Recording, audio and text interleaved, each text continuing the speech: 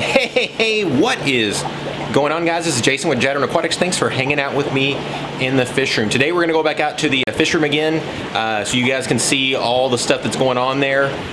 We can learn a little bit about how to set up the filtration, what we're gonna use as far as sponge filters, getting all of the hoses connected and how we're gonna get those hooked into the airline. I wanna show you guys all of that, but I wanna give you a brief update. As far as getting everything up and for sale, I've got the website about finished. The problem that I've run into is, if you guys remember before, I had a pinched nerve and I've been going to the chiropractor and it got way better. But as I begin to build the fish room and cutting the sheetrock and carrying the sheetrock, I hurt it again, so that now it's worse than it was at the beginning. In fact, even sitting here holding the camera, it might be shaking because it's literally hurting my arm as we speak. So I literally just had an MRI done tonight, and so I've got to take that back to the chiropractor and he's going to start decompressing it. And so I've got to get rid of this pain. There's no way I can start packing and shipping fish with this pain that I'm having. The last 3 or 4 days I basically just camped out in the chair in the most comfortable position that I could to keep the pain from shooting into my arm. So I just want to let you guys know that. So that's putting things a little bit behind. The other problem that I'm having is I built the room too big and I can't keep it warm enough. So I've got to figure out that problem also. So let's head on out to the new fish room so we can check it out. All right, so here we are. We are back in the fish room again. You guys can see that things are progressing right along. So today we're going to talk a little bit more now about how to get your air set up, how to get your filtration set up, how to get all that going, so that you know this video, it's going to sound like a paid advertisement for Aquarium Co-op, and it absolutely isn't. It's just I've decided to use them for a lot of things, and the reason being is because normally whenever I buy all my stuff for my fish room, the best place to go is Gemco. Gemco has this massive selection of lots of different sponges and all types of adapters and everything you can possibly imagine. And I've bought from them quite a few times, but the aggravating part about Gemco is they don't have a website you can order off of. You can go there, you can look at their stuff, find what you need, but then you have to copy and paste everything, and then you have to go to an email and then send them an email, then you have to wait for them to respond back to the email, and then you got to pay, and then so it ends up taking 2 or 3 extra days that it shouldn't ever have to take. And sometimes you order something and then they don't even have it in stock. Whereas with Aquarium Co-op, if you go on there and you buy it, that stuff is going to ship sometimes the same day. If not, it's going to ship the next day. And so Corey is really starting to specialize in a lot of the stuff that you need for fish rooms. So the first thing is, let's start with the air pump. You guys may remember in the fish room that I have at home, I use a linear piston pump. There's multiple reasons for it. One reason is it's super quiet. It's a little bit more expensive of a pump, but it consumes so very little electricity. Now at Gemco, they sell probably 6 or 7 different sizes, ranging from like a 45, the numbers that are after them, like a 45 typically does 45 sponges. So you would really think about 45 sponges being in a 10-gallon aquarium, because you can't just say sponges, because if you have a sponge in a 20-gallon, or let's say a 55-gallon, where the water is kind of deep, it takes more pressure for that air to be able to get up through it than it does if you actually have it in a 10-gallon tank. It's just like, when you're being underwater, the deeper you are under the water, the more pressure that you have on your body. Well, it's the same thing that goes with determining what type of pump that you want.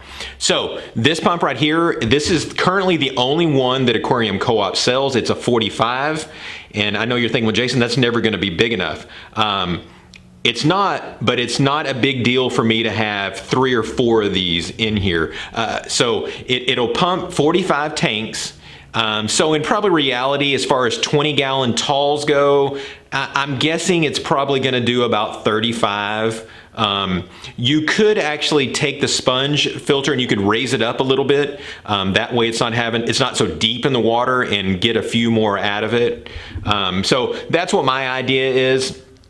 By the way that I buy these things, I get them a little bit cheaper, and so it's actually going to end up being cheaper for me to buy 4 of these than it is for me to buy one of whatever the 160 is from Gemco.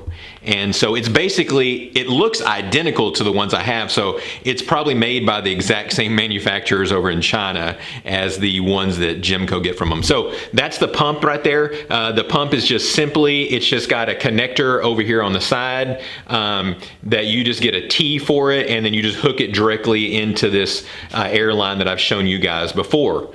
So this thing pumps air into that and has all that air available to all the tanks. And again, we have over here, we've got the relief valve, and so this lets off the extra pressure because we don't currently have that many tanks on there. So if you don't have enough tanks on there, you need to relieve some of that pressure, because you don't want that pressure to all get built up in that line, because it'll actually ruin your pump. Okay, so let's talk about some of the products that we are actually going to use. First one is the airline tubing. As you can see here, I bought an entire 300-foot thing of it. This is the only type that Aquarium Co-op carries. This is the black airline tubing. I like it where it's black like this, that way, because if you get some of the clear kind, it's just going to get the algae and stuff that builds up in it. So this stuff works really, really well. One of the things about Corey at Aquarium Co-op is, since he's been keeping fish for so long, he knows what fish keepers like and what they want to use. And so this stuff that he's had made is it's the best stuff that you can actually get. All right, so the next thing that we want to look at is these are the metal air valves. These are what we're actually going to connect into the PVC pipe up there to be able to actually hook the hose in. So I'll show you guys in just a second the best way to install these things. These things are very, very easy because they're designed to tap their way in. So you simply just have to drill a small hole, and then you can chuck onto these things and screw them in, and they work really, really well. I've had some of these before that were terrible because they're not designed to tap in, so I couldn't get them to work. But these are just as good as the ones, again, that I bought from Gemco. And then the last thing is going to be sponge filters. You can see here, this is the Aquarium Co-op type sponge filter.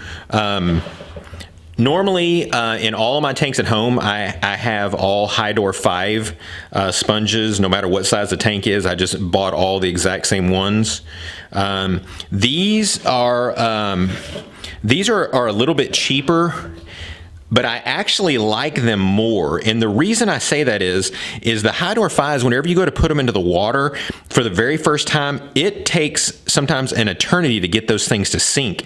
You have to keep squeezing them and squeezing them and squeezing them to try to get all the air out so those things will go to the bottom. I don't understand for the life of me why they didn't just make the bottom weigh just a little bit more so you're not having to fight the thing. Now, once you get it sunk, and anytime you put it back in again, it sinks easy. But that first time is always a nightmare. But these sponges, these things are great because you can just take them in the tank like that and let go, and they go right to the bottom. So there's no fighting with them whatsoever. Just goes right to the bottom. And I think what I'm also going to like a lot about this too is the sponge that's used is a lot coarser sponge. So the negative to that would be that you don't have quite as much surface area for as much bacteria to build up. But I don't really think that's that big a deal, because whenever you're running an aquarium, that bacteria is not only building up on that sponge, but it's building up on the glass, it's building up in the water column, it's building up on all your gravel, on all your plants. Every single thing that's in that tank has got that bacteria all over it. So you don't need this massive, massive, massive congregation of the bacteria to be on on these sponge filters.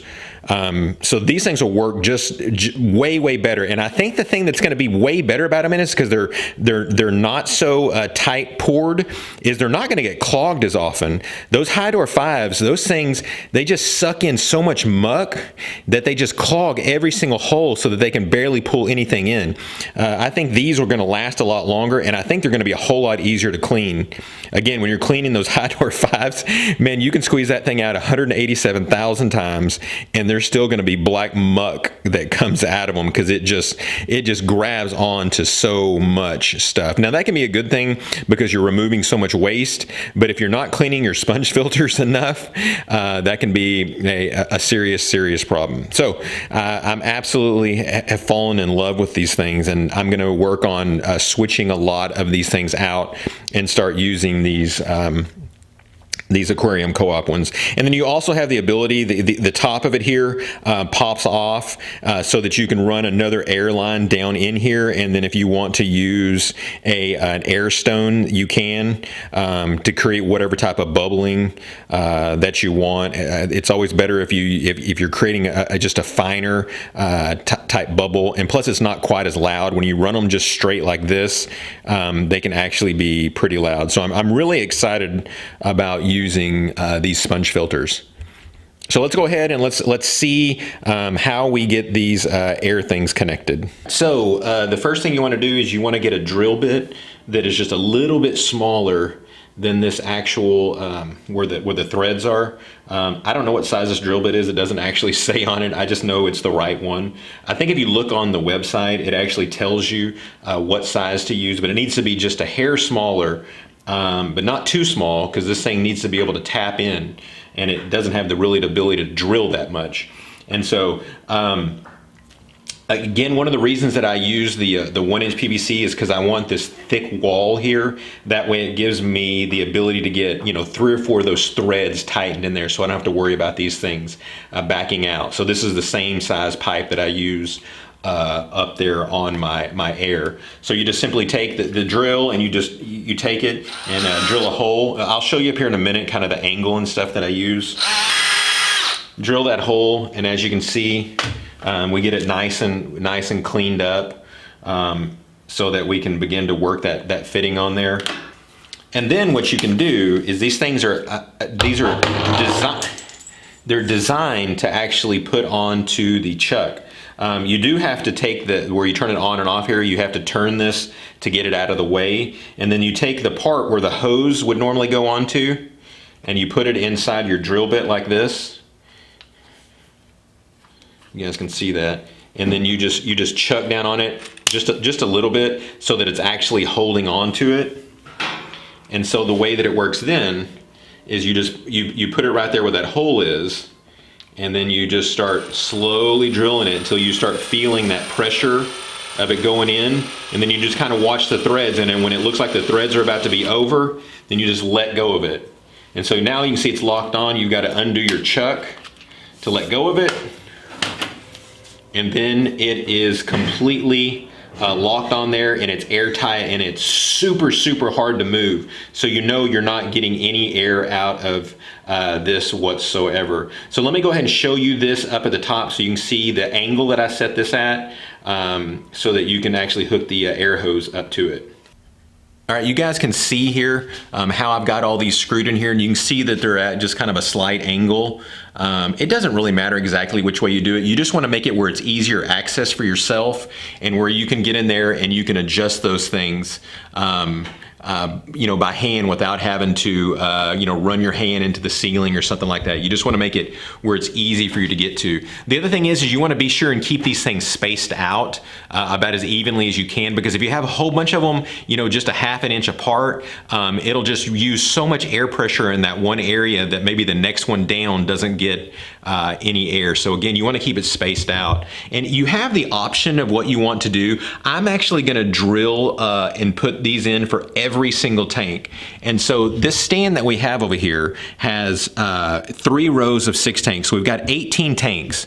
So in this space up here, I'm going to actually drill about 18 holes for those. But what you can do, if you want to, you can drill, let's say, 1 hole for each each level. So we drill this hole here, we put this air line in, and we run it down to here, and then we have a gang valve that has 6 air valves on it. That way you have the ability to access all 6 of them and do any type of adjusting that you need to do, so it's easier to get to. The reason that I don't do that is first of all, I don't adjust mine very often, so it's not something I need to get to very often. The other thing is these gang valves are a lot more expensive than actually buying the air valves that we're using up there, and so I'm trying to do it as cheap as I can, and that way just seems to be financially better. Now, granted, it is easier to have these gang valves down here and have access to them and make any kind of changes that you want, whereas these ones up here, sometimes it can require a stool to be able to get up there and actually adjust them. And the thing that you'll learn as you begin to add more and more tanks, you're going to have to keep adjusting because the pressure is going to begin to change. You're going to have to go over to your release valve and begin to tighten it up more because you're going to need more air, which means you're probably going to have to adjust them some more. So at first, when you're building your fish room and you're adding more tanks all the time, you are going to be adjusting these things quite often. But once you get everything settled in, you'll almost never have to adjust these things whatsoever again. All right, there you guys go. I hope you enjoyed another installment of the DIY fish room from scratch. You guys got any questions or comments, be sure and leave them down below. So thanks again, guys, and God bless.